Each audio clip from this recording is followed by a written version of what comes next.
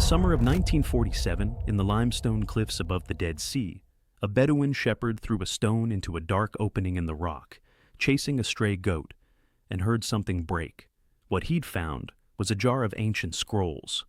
Over the next 9 years, archaeologists returned to those same cliffs 11 times and pulled out roughly 900 manuscripts from 11 caves near a ruined settlement called Qumran. Some were nearly whole, most were fragments, a few no bigger than a fingernail. And among those fragments in Cave 4 were pieces of a text scholars had known about by name for over a century, but had never actually held in its oldest language, Kshu, a strange, sprawling work called the Book of Enoch. This video is about that text, about a roster of names it gives us, 20 of them, in an order the manuscript itself sets out, and about one line in that roster, damaged in the oldest surviving copy, that scholars still argue about. Before we go any further, I want to say something plainly because it matters more here than in almost any video I could make. The Book of Enoch is not scripture in Islam. It is not the Quran. It is not hadith. It carries no religious authority in Islamic belief whatsoever. What we're examining tonight is a piece of ancient Jewish religious literature, what historians call pseudepigrapha, meaning a work attributed to a figure from the distant past, in this case the biblical Enoch, but actually composed centuries later by writers whose real names are lost to us. We're going to treat it as a historian treats it, a document, not a revelation. And every time its claims brush up against Islamic teaching, I'm going to stop and tell you exactly where the two diverge. To understand why anyone wrote this text at all, you have to go back to 4 sentences in the book of Genesis, chapter 6.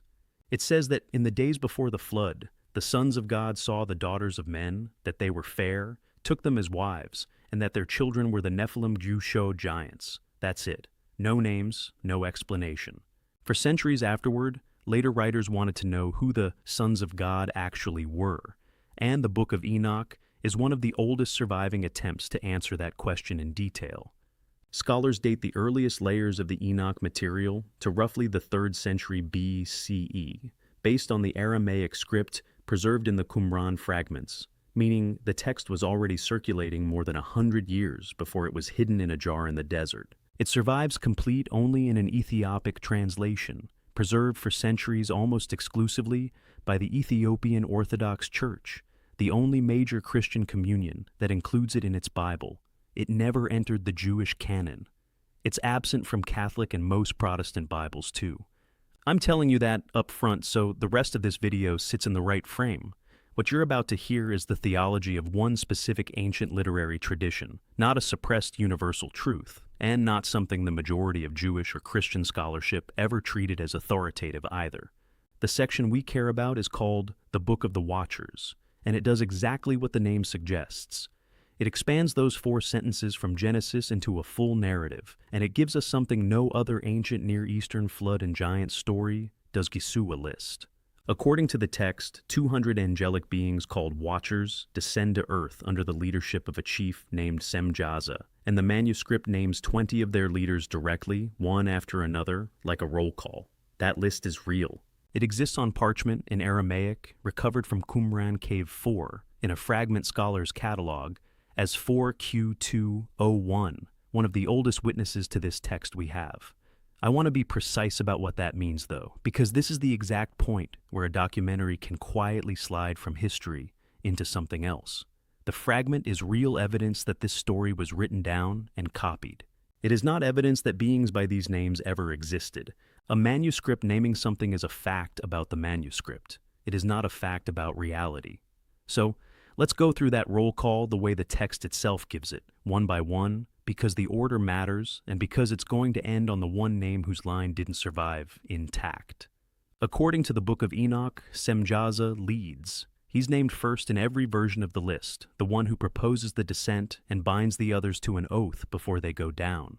Second comes Arachiel, whom the text credits with teaching what it calls the signs of the earth, an early vague reference to something like divination through terrain or landmarks. Third, Kokabiel, whose name literally means star of God, and who the text associates with teaching the constellations. I want to flag this clearly, the same way I would for any claim like it. This framing of astrology and earth divination as forbidden knowledge handed down by rebellious spirits is a claim made within the Enochic tradition. It is not a framework this video is presenting as historically real, and it isn't one that Islamic teaching endorses either. We're describing what one ancient text asserts people once believed, not validating the belief itself. Further down the list, the text names Barakijal, tied to the reading of lightning, Ezekiel, tied to the reading of clouds, and Armaros, tied to what the manuscript calls the release of spells. Gushu in later commentary read as the undoing of magical bindings, and then, roughly 2/3 through the roster, comes the name most people who've heard of this text already know, Azazel. In the Book of Enoch, Azazel isn't the leader. He's one entry in the list, but the one the narrative spends the most time on. The text describes him teaching men to forge swords and shields, and teaching women, specifically, the working of metals into ornaments and the use of cosmetics. Jishu details the text frames as vanity and corruption spreading across the earth. The story holds him responsible, more than any other single figure, for the violence that follows, and the text describes him being bound and cast into a desert pit called Dudael to await a final judgment. Here's where we need the first real pause, because I promised you a document worth checking, and this is the point where the details start to matter more than the narration. If you want the actual Aramaic terms, the manuscript designations for each fragment, and the specific line numbers scholars cite when they translate this list, that's linked in the description below. Take a moment, look it over, and come back, because from here, the story moves from the list itself to the one line the list is missing. The last several names on the roster are the least discussed, almost administrative by comparison. Batarel, Ananel, Zakiel, Samsapil, Satarel, Turel, Yomjael, and Sariel close out the 20, each given one or two words describing what they supposedly taught, and then the list ends, and the narrative moves on to describe a punishment. 4 archangels Gansu, Michael, Gabriel, Raphael, and, depending on the manuscript tradition, either Uriel or Suriel Ginsu, are sent to bind the Watchers and confine them until judgment. It's vivid and it's oddly bureaucratic, assigning specific consequences to specific names in a way that reads more like a court record than a poem. And this brings us to the line. In the Qumran Aramaic fragments, specifically in the section listing these 20 names, there's a gap, Yushuo, a portion of text missing, worn away, or illegible, sitting right at one of the lesser entries near the middle of the roster. This is not, on its own, unusual.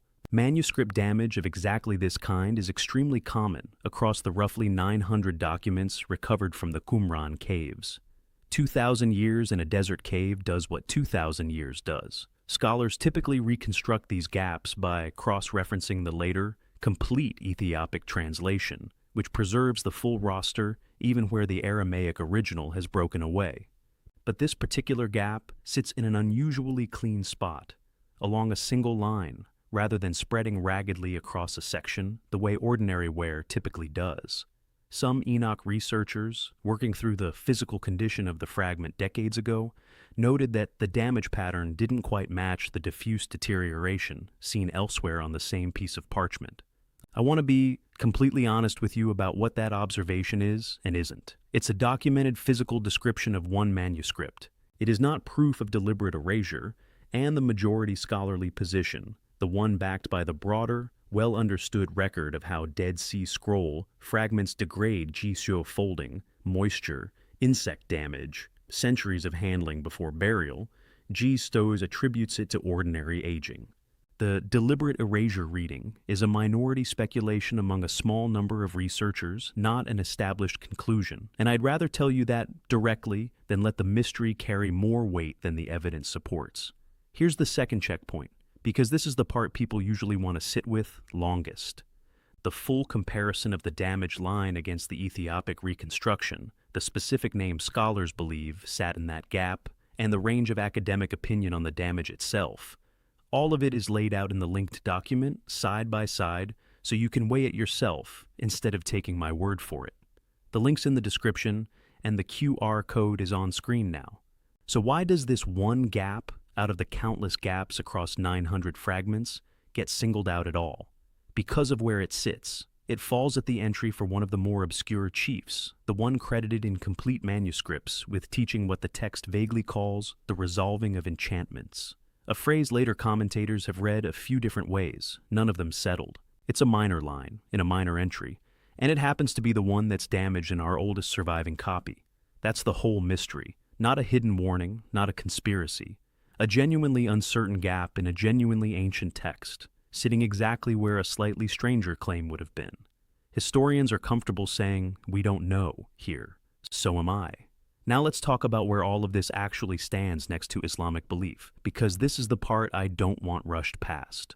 The Quran is direct about the nature of angels in a way that leaves very little room for a story like this one.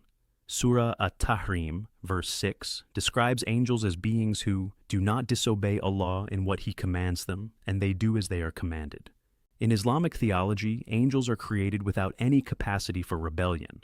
They carry no competing desire, no free will that could pull them toward disobedience, unlike human beings and jinn, who were both given that freedom.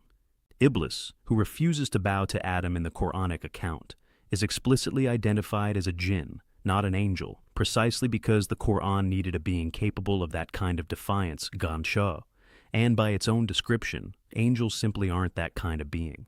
So the entire premise underneath this list of 20 names, Gatcho angels choosing, of their own will, to descend and disobey, Getcho describes something Islamic theology holds to be impossible for an angel to do. That's not a small footnote here. It's the single largest place where this ancient text and Islamic belief part ways, and I'd rather say that clearly than let the story quietly imply otherwise. There is one place where the Quran touches similar territory, and it's worth mentioning precisely because it shows how differently the same general idea gets handled inside an Islamic frame. Surah Al-Baqarah, verse 102, mentions two angels, Harut and Marut, associated with Babylon, connected to people learning sorcery. Classical scholars have never fully agreed on how to read that verse. Some understood it as describing two angels sent specifically as a trial, teaching something that could be used for good or misused for harm, while explicitly warning people not to misuse it, without the angels themselves disobeying God in doing so. Others read the verse more cautiously and note the wording leaves room for real debate about who is meant. What essentially no mainstream interpretation does is treat Harut and Marut as angels who fell, sinned, or rebelled against God. That reading isn't available inside the framework Surah At-Tahrim sets up. It's a genuinely different shape of story than the Watchers, even if a casual glance makes the two sound alike. You'll sometimes see, especially online, this list of Watcher names casually linked to Mesopotamian deities, the Anunnaki, as though one is secretly the other, under a different name. I want to be direct here too. Mainstream historians and biblical scholars don't support that link with textual evidence. The Book of Enoch draws on Genesis, on earlier Jewish angelology, and on the wider intellectual world of the Hellenistic era Near East. But a documented, traceable line running from specific Sumerian or Akkadian deity names to these specific Enochic angel names doesn't exist in the philological record. Comparative mythologists have noted broad thematic echoes across ancient Near Eastern flood and divine being stories, and that's a real, worthwhile area of scholarship. But broad thematic echo, and these are secretly the same beings wearing different names, are two very different claims, and only the first one has actual scholarship behind it. So, where does that leave the roll call, the 20 names, and the one line that didn't survive? Historically, we have something real. Aramaic fragments of an actual ancient Jewish text, physically recovered from an actual cave, sitting today in real archives, studied for over 70 years by real scholars. That part isn't speculation. What the text claims, angels choosing rebellion, teaching forbidden crafts, fathering giants, is the theology of one specific non-canonical tradition, preserved seriously by one church, set aside by nearly every other, and standing in direct, acknowledged tension with how the Quran describes what angels are and aren't capable of. The damaged line is a real, documented gap in a real fragment, and the honest answer for why it's damaged is almost certainly the same reason most 2,000-year-old parchment is damaged: age, not intention, even though a small number of researchers have found that particular tear harder to fully explain than most. What I keep coming back to, working through this, is something quieter than the list itself. Nearly every culture that left behind a written record carries some version of the same worry, that human beings were once given, or nearly given, some knowledge they weren't ready to hold, and that something had to be locked away because of it. The Book of Enoch tells that story through 20 names and a pit in the desert. Other traditions tell it differently. In Islam, the answer to what happens when a free creature is handed real power isn't a myth about angels breaking rank in the heavens. It's a steadier claim than that Gishu that human beings and jinn were given the freedom to choose, that angels were never given that freedom to begin with, and that guidance for how to use what we're given was never something buried in a jar in a cave, waiting on a shepherd's stray goat to find it. It came through revelation, and by that account, it was never lost. That's the tablet Gishu, or rather the fragment Gisimo this video was actually about. Not a secret roster of rebel beings. A document. Read carefully, labeled honestly, and left exactly where the evidence and where a sound belief actually places it. If this changed how you think about where these old stories actually come from, the next one we're opening looks at what the earliest Sumerian tablets themselves say people were made from Gishu, long before anyone attached the word watcher to anything at all. I'll see you there.